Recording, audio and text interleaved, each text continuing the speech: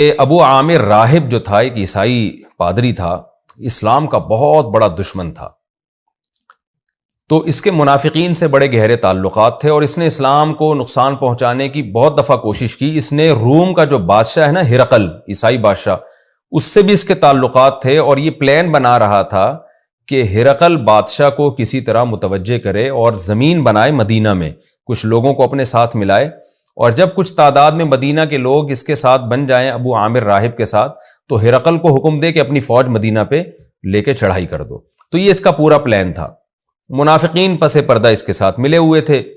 تو منافقین کو اب ظاہر ہے جب بھی آپ کوئی پلان کرتے ہیں تو آپ کو کوئی جگہ چاہیے ہوتی ہے جہاں لوگ جمع ہوں۔ اب منافقین مخلص صحابہ جو نئے نئے مسلمان ہوئے تھے ان کو ورغلانا چاہتے تھے۔ ان کو ورغلانے کے لیے اگر کوئی ایسے آفس کھول لیتے تو ظاہر ہے مخلص صحابہ نہیں آتے اس دفتر میں، وہ کہتے ہیں تم ہم کیوں آئے یہاں پہ، کیا ہو رہا ہے یہاں پہ۔ تو ایسے موقع پہ مسجد کا سہارا لینا ایک بہترین ذریعہ تھا منافقین کے پاس، کہ ہم ایک مسجد بناتے ہیں، اس میں کیا ہوگا، نماز کے لیے تو لوگ آئیں گے، تو ہم جیسے وہ جب لوگ نماز کے لیے آیا کریں گے تو ہم ان کو آہستہ آہستہ نا ان کو ورغلاتے رہیں گے اسلام کے خلاف۔ جیسے فسادی لوگ ہوتے ہیں نا، غیبتیں کرتے رہتے ہیں، بہتان، یار یہ دیکھو نبی نے جو یہ فیصلہ کیا یہ تو سمجھ میں نہیں آتا، یہ تو ٹھیک نہیں ہے، یہ تو یہ ہو گیا۔ اس طرح کی ہم منفی پروپیگنڈا کرتے کرتے بہت سے مخلص لوگوں کو اپنا ہم نوا بنا لیں گے۔ تو یہ ان کی نیت تھی۔ اس نیت سے انہوں نے ایک مکان تعمیر کرنے کا ارادہ کیا جس کو انہوں نے نام مسجد کا دیا۔ یہ خوب سمجھ لیں، بعض حضرات نے یہاں لکھا ہے کہ منافقین نے مسجد بنائی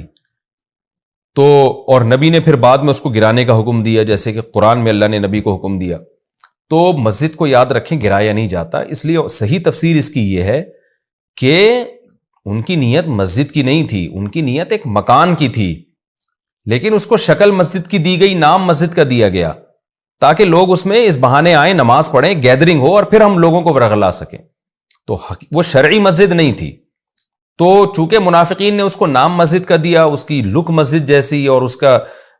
دنیا کے سامنے یہ شو کیا گیا کہ یہ مسجد ہے، تو قرآن نے بھی انہی کی رعایت میں اس کو مسجد سے تعبیر کیا۔ ورنہ حقیقت میں جو شرعی مسجد ہوتی ہے، جو اہل اسلام تعمیر کرتے ہیں، مقصد نماز ہوتا ہے اس میں، وہ والی شرعی مسجد کے اس کے حکام نہیں تھے۔ اگر وہ حکام ہوتے تو آپ صلی اللہ علیہ وسلم کبھی مسجد نہ گراتے، کیونکہ مسجد بننے کے بعد اس کا گرانا جائز نہیں ہے۔ تو منافقین نے جب وہ، ان کی نیت کیا تھی کہ عامر راہب کے ساتھ مل کر ایک گیدرنگ ہو جائے گی اور ہم یہاں بیٹھ کے اسلام کے خلاف سازشیں کریں گے اور مسلمانوں کے دل میں وسوسے ڈالیں گے، تو پھر جو ہے وہ ہرقل روم اس طرح سے اس کو ہم متوجہ کریں گے ابو عامر راہب کے ذریعے، اور بالآخر مدینہ کو تہس نہس کر دیں گے۔ تو جب انہوں نے مسجد تعمیر کی ہے، نبی صلی اللہ علیہ وسلم سے انہوں نے آ کے عرض کیا،